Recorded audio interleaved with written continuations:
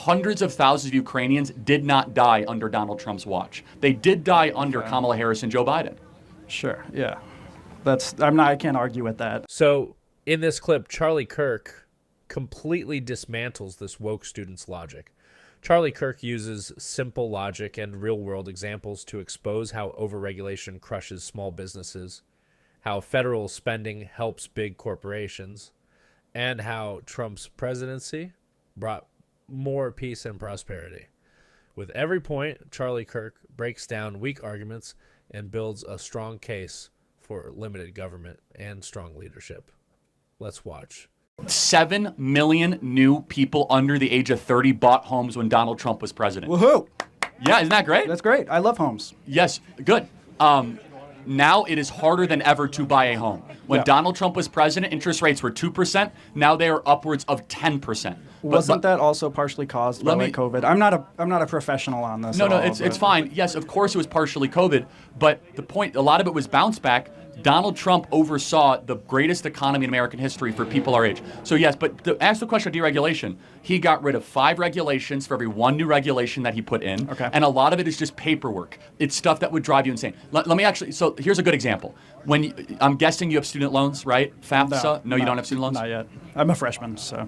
Well, how are you paying for college? I mean, I don't have. I have FAFSA money. Okay, that's a student loan, right? Well, it's a grant, so I don't have to pay it back. So I'm paying for your college. Yeah. Fine. Well, so, and when I graduate, I'll be paying. So got it. That's fine. Yeah. So my parents are too. That's fine. Okay. Well, that's fine. I'm not insulting you. It's fine. It's okay. I hope you learn a lot. It's OPM. Other just people's make money. the dig. Yeah. No, it's fine. But no. So when you were filling out those forms, was there ever a time where you felt a little exhaustive and it was like a little duplicative? No, the forms this year were actually really good. They were. For me, it was pretty good. Does anyone sympathize with the amount of forms you guys have to fill out? I mean, if anybody here is your supporter, they're gonna agree with you. But yeah. Well, no, it's just a matter of like observing reality, right? Let me get to the point, which is important. Okay. So the financial crisis comes. They say it was deregulation. Sure. So we have thousands of pages. So if you guys want to go buy a home, you know this. You have to sign hundreds of pieces of paper, okay? And your parents can tell you hundreds of pieces of paper. So a small bank, let's say like the Bank of Madison. Yeah. They have like 15 employees. Sure. So when they have to fill out pieces of paper, that is time, energy that they can't afford. JP Morgan is a multi-trillion-dollar company. For them, extra pieces of paper is nothing. So who does regulation hurt more? The local Bank of Madison, Wisconsin, or JP Morgan? But are you not cherry picking like what regulation is? Like I'm talking about environmental regulation. I've already told you. So you have a very specific, narrow view of regulation. No, I'm asking you about a specific type of regulation. I've already told you on the environmental side. But let me be very clear. That you're most pro regulation environmental is paper. You know, most regulation is paperwork, right? Sure. You should go read the National Registry. I encourage you guys to do it. It is millions and millions of pages of unnecessary things that have to be notarized, and a lawyer has to sign it, and then it has to be a committee. And small businesses don't have the bandwidth or the money to comply with that, whereas big businesses do, right? Yeah. How do you suppose we regulate them? That's the question, right? Is that the government also sucks and big corporations suck, so what's the solution? So you'd call for like a complete governmental reform?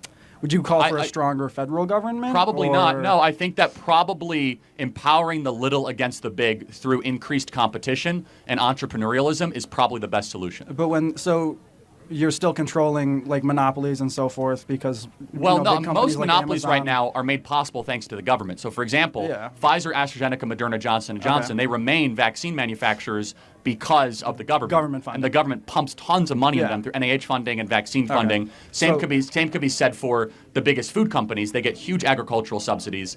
Big oil companies get big oil subsidies.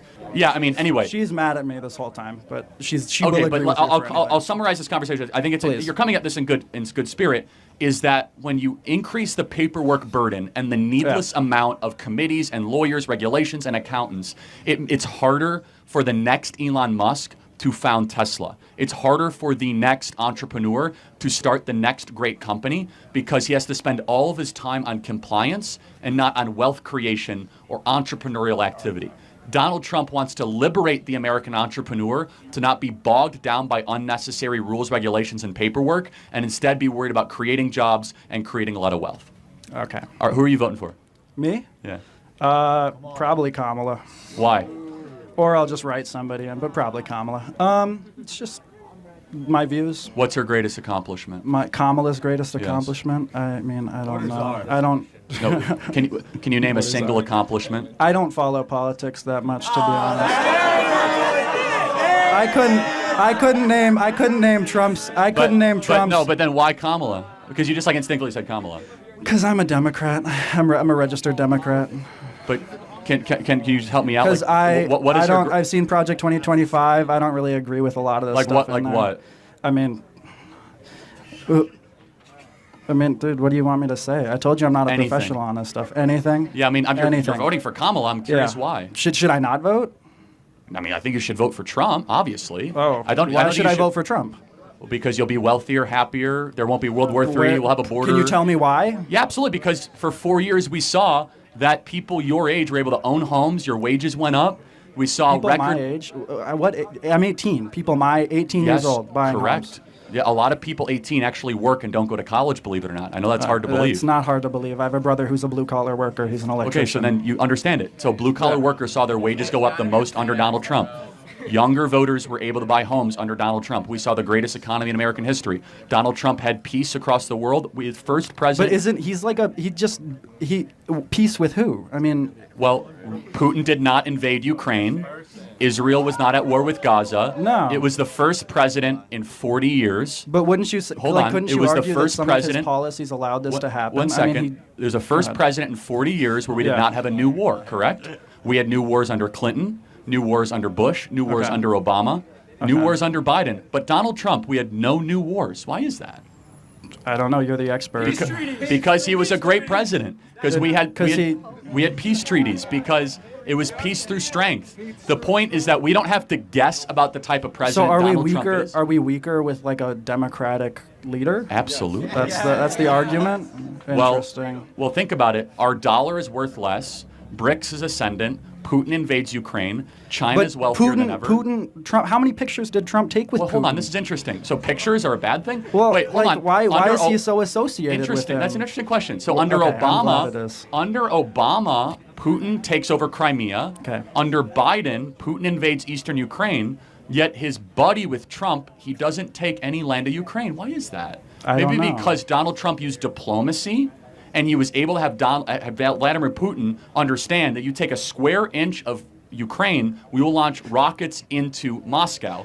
Would we really do that? Do you think we would have done that under Trump? It doesn't even matter if you think it or not. What we know is the reality, is that hundreds of thousands of Ukrainians did not die under Donald Trump's watch. They did die under Kamala Harris and Joe Biden. Sure, yeah. I can't argue with that. Charlie Kirk goes all in, comparing peace under Trump to the chaos under Biden and Harris. When Charlie Kirk says Ukrainians didn't die under Trump's watch, that's a moment that makes the whole room stop. That's when the entire debate flips. I mean, How many American soldiers died under Trump?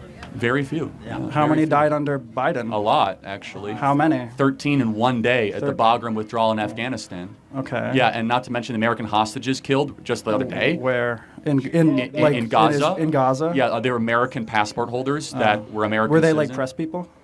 No, they're American citizens that were at a rock concert, like a rave concert in southern Israel, were kidnapped by Gaza. So we are on the verge of World War III. Our dollar is worth less than ever before. It is harder than ever to buy a home. The economy is worse for everyone in this audience than it has been in over 30 years. You're saying all this stuff, but again, I came to you about environmental regulations. No, for sure. But this is. No, I know, but I just want to go back to. I asked you. That's fine. You can vote whoever you want to. This is led to this. I understand that I've contributed to it. No. It's totally fine. Obviously, I asked you why you'd vote for Kamala. You gave an answer. Yeah. And you have a right. I don't know. Yeah. Fair enough. Okay. I will go home and do research. Come back and tell me an accomplishment. And when will you be back next?